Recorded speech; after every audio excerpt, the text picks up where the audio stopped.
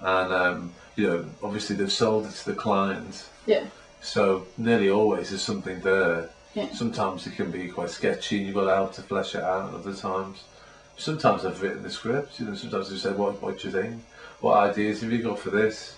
And I'll just write a script, and I mean, it just depends. There's always like this.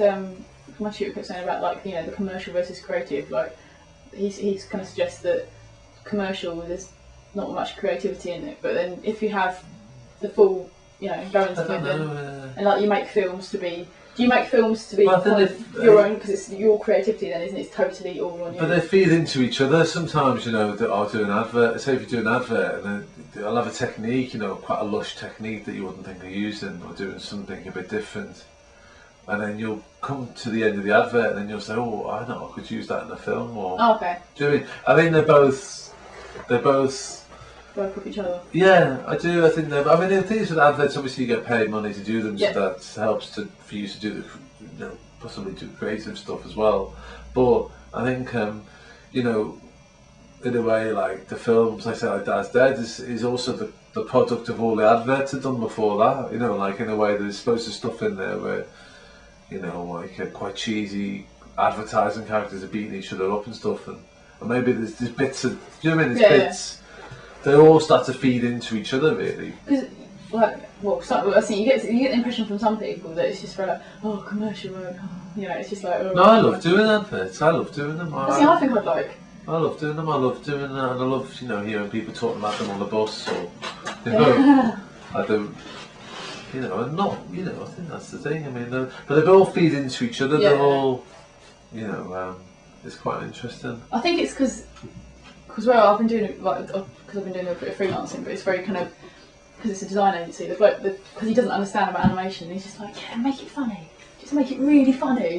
Just everything's like it's like okay, just kind of. I think it's because I don't have enough feed. Like he's very like he wants it all to be him kind of thing. Like you won't let me put my own. Sometimes they won't. Like I don't know if it's because he thinks she's still at uni or something. But I don't know if he doesn't know because he's very kind of. He's like, no, do it exactly like this, do it like this, do it like this, and he's like, okay, no. How about no, do it like this? And it's like, okay, fine. But I've only been there a little bit, actually, so I need to do a bit. But it's just kind of difficult, really, because I really want to have like input sometimes. And, I think people would work better if they have, if you make a film and people.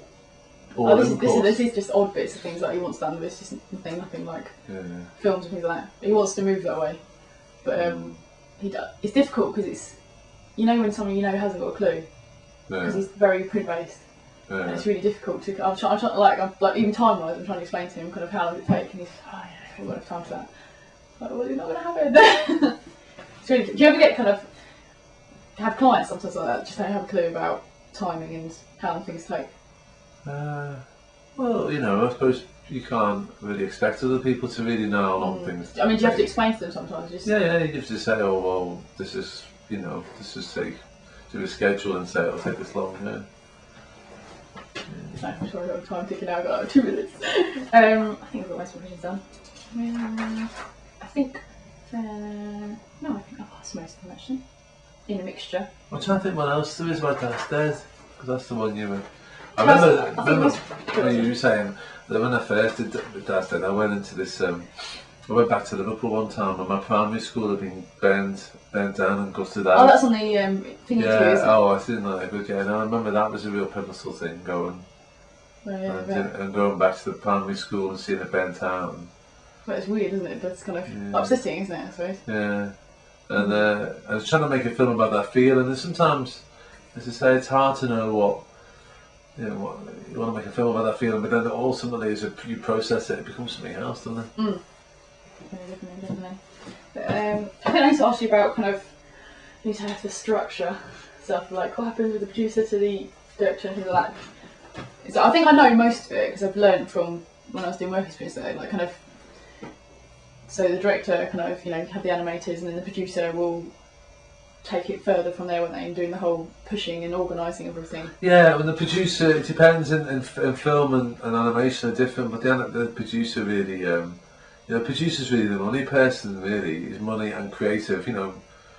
I mean, feature films producers have they're the ones who get the things made. Do you know what I mean? Okay. That's it. And but it's about producers setting up a world where creativity can happen, really. Yeah. Introducing people to people, introducing the director to the composer to the writer to the Yeah. getting the right team as well. So that's sometimes the producer's role and the director's role can be quite similar. Oh, because I was reading a case study about Aardman, the Creature Comforts. Oh, right.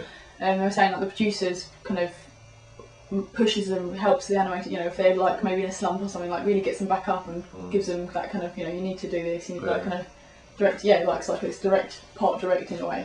Yeah. I think the two things can overlap quite heavily. And I know that as well, it's interesting you say that, because I think that the saying about live action is quite similar to animation, but I think live action is about short-term performance. It's about the moment. You got to get the moment, get the people in the right frame of the mind and do it for that moment. But animation is about doing that for 3 months or 2 weeks, or it's about a different psychology. You're dealing with actors, so you're dealing with people, aren't you? Like when you're doing live action, you've got to deal with actors. But it's just about the moment, but animation's about a few weeks, but you're a different psychology, but still the same.